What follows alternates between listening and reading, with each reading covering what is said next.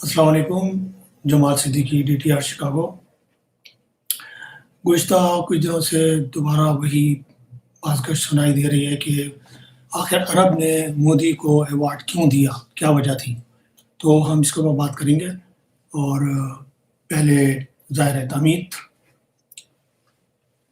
हज़रत इब्राहीम अलैहिस्सलाम ने जब खाने काबा की बुनियाद रखी, तब अल्लाह ताला से ये दुआ की कि इस शहर को हमेशा आबाद रखना। कुरान शरीफ में इसका ज़िक्र है और इस शहर को अमन व अमान वाला शहर बना दे और यहाँ रहने वालों को हमेशा तमाम नेमतें अता करना।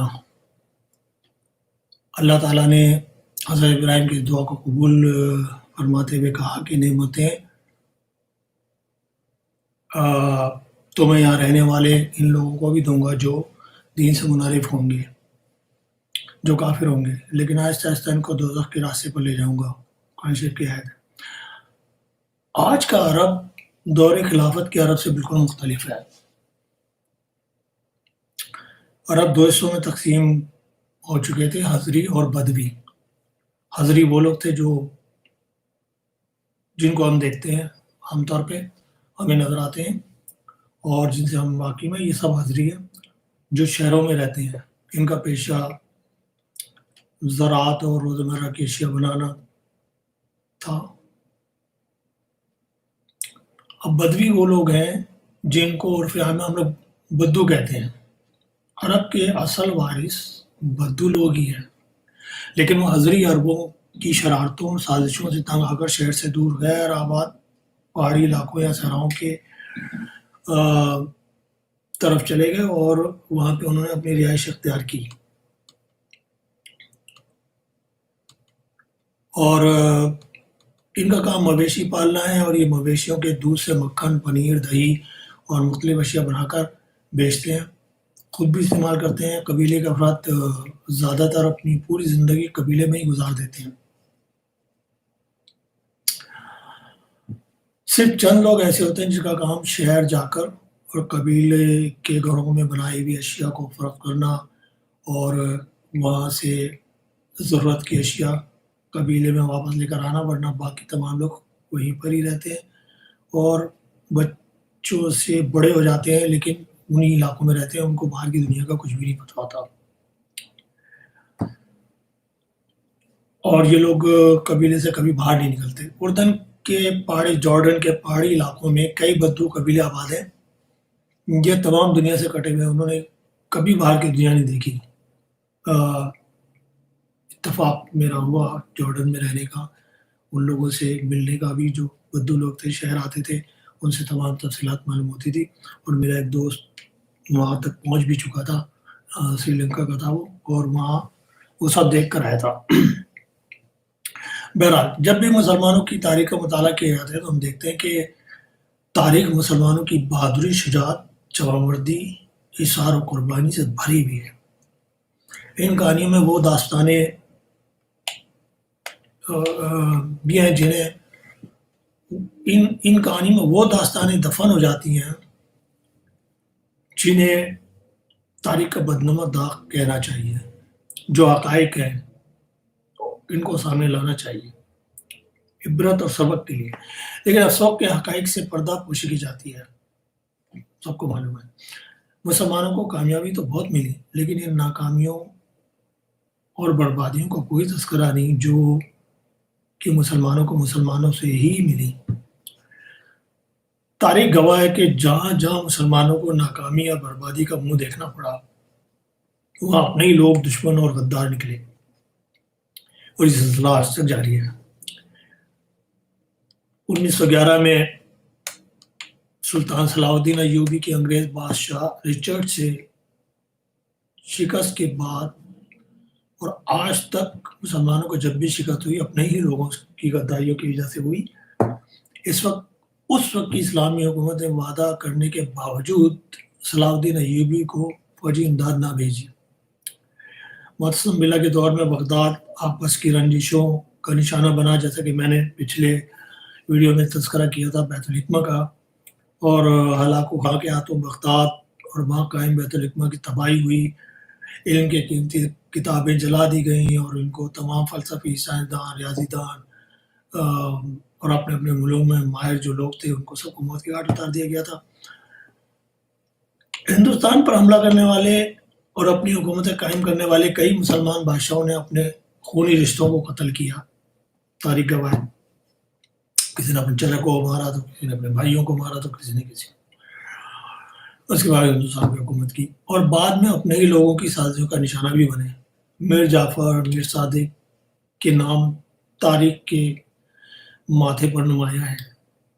مزے کی بات یہ ہے کہ انہی کے رشتہ دار اسکندر مرزا تھے جنہوں نے ہمارے پر حکومت تھوڑے عرصے کی۔ ہندوستان کو انگریزوں سے نجات دلانے یعنی تحریک آزادی اور اس کے بعد تحریک پاکستان میں بے شمار سازشوں نے جنم لیا، سب کو معلوم ہے۔ اور انگریزوں کے نمک خوار اور ان کی اولادیں بڑی شان سے پاکستان میں ابھی بھی رہ رہی ہیں، اور کچھ کے نام تو پاکستانی سیاست میں بہت نمایاں ہیں، بڑے بڑے لیڈر ہیں۔ آپ عربوں کی تاریخ اٹھا کر دیکھ لیں،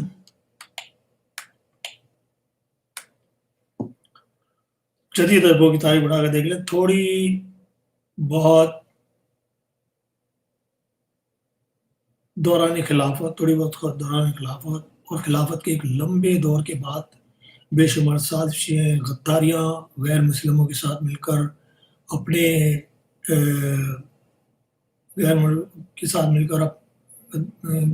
اپنے ہی لوگوں کی پیٹ میں چھرا گھونپنا، غرض یہ کہ بہت ہی گھناؤنی تاریخ ہے۔ موجودہ تمام عرب بادشاہ یہاں کے مقامی نہیں ہیں، انہوں نے سرزمین پر قبضہ کر کے یہاں اپنی بادشاہت قائم کی ہے۔ ان کے لباس، ان کی عبادتیں، ان کی تسبیح سب دکھاوا ہے۔ چونکہ اللہ تعالیٰ نے حضرت ابراہیم سے وعدہ کیا تھا کہ میں اس شہر اور یہاں کے رہنے والوں کو ہر نعمت سے مالا مال کر دوں گا، تو اللہ تعالیٰ اپنے وعدے پر قائم ہے۔ اب یہاں کے حکمران جو کچھ بھی کر رہے ہیں، اللہ تعالیٰ نے ان کی رسی ڈھیلی چھوڑی ہوئی ہے۔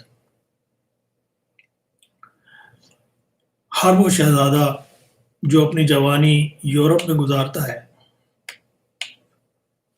امریکہ اور یورپ میں گزارتا ہے، بہت عیاشی کرتے ہیں، سب کو معلوم ہے، اور وہ بادشاہ یا کوئی وزیر بننے کے بعد اسلامی لبادہ اوڑھ لیتا ہے، داڑھی بھی رکھ لیتا ہے، ہاتھ میں تسبیح آ جاتی ہے اور اس کے ہاتھ میں شکار کرتا رہتا ہے۔ کسی عام آدمی کے پاس سے ڈرگ برآمد ہو جائے تو سزائے موت، جبکہ شہزادوں کے کمروں میں ہر طرح کی ڈرگ و شراب موجود ہوتی ہے، اور زیادہ تر ڈرگ لینے کی وجہ سے کچھ شہزادے جوانی میں ہی چل بسے۔ آپ نے وہ قصہ سنا ہوگا، متحدہ عرب امارات کے میں ایک شہزادہ جو تھا، وہ اس کا انتقال کس طرح سے ہوا تھا، ڈرگ زیادہ لینے کی وجہ سے ہوا تھا۔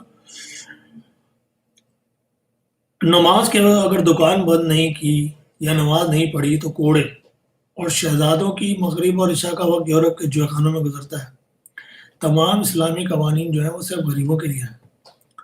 عرب قوم اس لیے مجبور ہے کہ عرب میں خانہ کعبہ ہے۔ اگر خانہ کعبہ عرب میں نہ ہوتا تو یہ قوم عیاشی اور فحاشی میں یورپ کو پیچھے چھوڑ دیتی ہے۔ بہرحال آج جو کچھ بھی ہو رہا ہے وہ حیران کن نہیں ہے۔ عرب امارات کی طرف سے جو مودی کو ایوارڈ ملا، اسرائیل کی طرف دوستی کا ہاتھ بڑھایا گیا ہے، عرب میں نائٹ کلب اور جوئے خانے کا قیام، لیکن ہم اس بات پر تہش میں کیوں آئے ہیں؟ ہم نے عرب سے اتنی توقعات کیوں رکھی؟ ہم زبردستی ان کو بھائی بنانے پر کیوں تلے ہوئے ہیں، جبکہ وہ پاکستانی کو بیکاری سے زیادہ اہمیت نہیں دیتے؟ انہوں نے مودی کو ایوارڈ دیا، کیا وہ پاکستان کے ان وزیروں یا حکمرانوں کو ایوارڈ دیں گے جو ان سے دھوبی، نائی، باورچی اور خادموں کے اقامے بنا کر بیٹھے ہوئے ہیں؟ ان کو ایوارڈ دیں گے کیا؟ کبھی ہم نے اپنے اوپر نظر ڈالی؟ ہم ایک مغرور، لالچی اور دھوکے باز قوم ہیں۔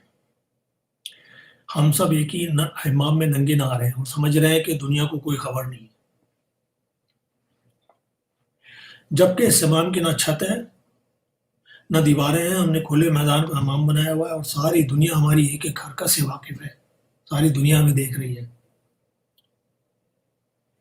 ہمارا نام نہاد میڈیا، دانشوروں کو بٹھا کر سارا دن شور مچاتا ہے، ایک دوسرے کی کرپشن، چوریوں اور قتل و غارت گری کی داستانیں روز ساری دنیا کو دکھائی جا رہی ہیں۔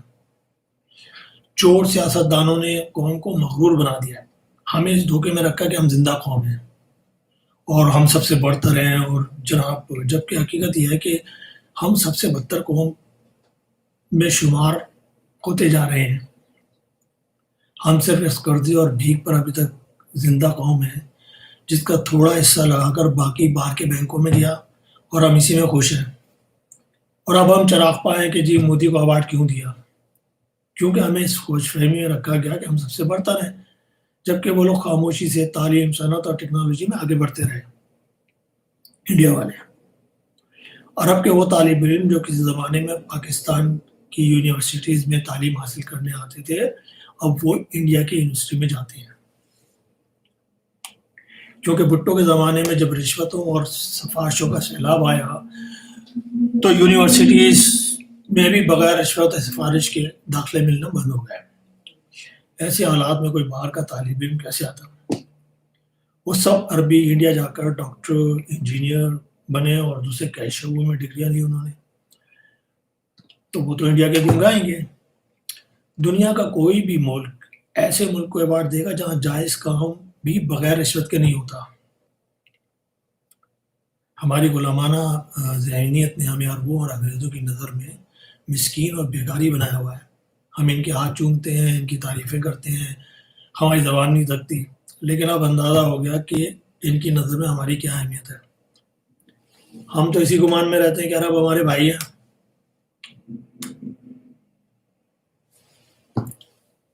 اور لیکن عرب جو ہے وہ کاروباری لوگ بن چکے ہیں، وہ اسلامی بھائی نہیں، کاروباری بھائی بناتے ہیں، اور مودی کو انہوں نے اپنا کاروباری بھائی بنا لیا ہے۔ دنیا سے ایوارڈ لینا ہے تو اپنے آپ کو ایک قوم بنانے کی کوشش کرنا چاہیے۔ اس طرح سے رونے کا کوئی فائدہ نہیں کہ جی مودی کو جو ہے وہ کیوں ایوارڈ دے دیا، پاکستان کو ایوارڈ کیوں نہیں دیا۔ ابھی حالیہ دیکھیں عرب نے کس طرح سے جو ہے اپنے پیسوں کا مطالبہ کیا، پاکستان کو دھمکیاں دی سب کیونکہ، لیکن اللہ کا شکر ہے کہ موجودہ حکومت اب ایسی حکومت آئی ہے کہ جو جواب دے سکتی ہے۔ عمران خان وہ واحد شخص ہے جس نے عربوں کو اب منہ توڑ جواب دیا ہے، اور میرا خیال ہے کہ اپنے رویے کو اسی طرح رکھنا چاہیے اور اپنے آپ کو ثابت کرنا چاہیے کہ جو ہم کہتے ہیں، ہم جھوٹ کہتے ہیں، اسے ہم سچ ثابت کرتے ہیں کہ ہم زندہ قوم ہیں۔ ہمیں اس کے لیے محنت کرنا پڑے گی، ہمیں اس کے لیے ایمانداری کرنا پڑے گی، ہمیں اپنے لیے بھی اور اپنے آئندہ آنے والی نسلوں کے لیے بھی کرنا ہے یہ۔ تو ہمیں جو ہے بہرحال میں کوئی حکومت کا حصہ نہیں ہوں، نہ میں پی ٹی آئی کا کوئی ممبر ہوں، کچھ ہوں، لیکن اس کے باوجود میں بالکل غیر جانبدار ہوں، لیکن اس کے باوجود میں دیکھ رہا ہوں، دنیا دیکھ رہی ہے کہ جو موجودہ حکومت ہے اور عمران خان ہے وہ اپنی پوری کوشش میں ہے کہ کسی طرح ملک کے حالات صحیح ہوں، تو ہمیں اس کا ساتھ دینا چاہیے، اور ہمیں جو ہے یہ، ورنہ یہ ایک طرف عرب ہے، ایک طرف ہمارے اسرائیل ہے، ایک طرف ہمارے انڈیا ہے اور افغانستان ہے، کوئی بھی ہمارا دوست نہیں ہے، اور اگر ہم نے آج بھی اپنے آپ کو نہیں سنبھالا تو اس کا نتیجہ بہت برا نکل سکتا ہے۔ اللہ حافظ۔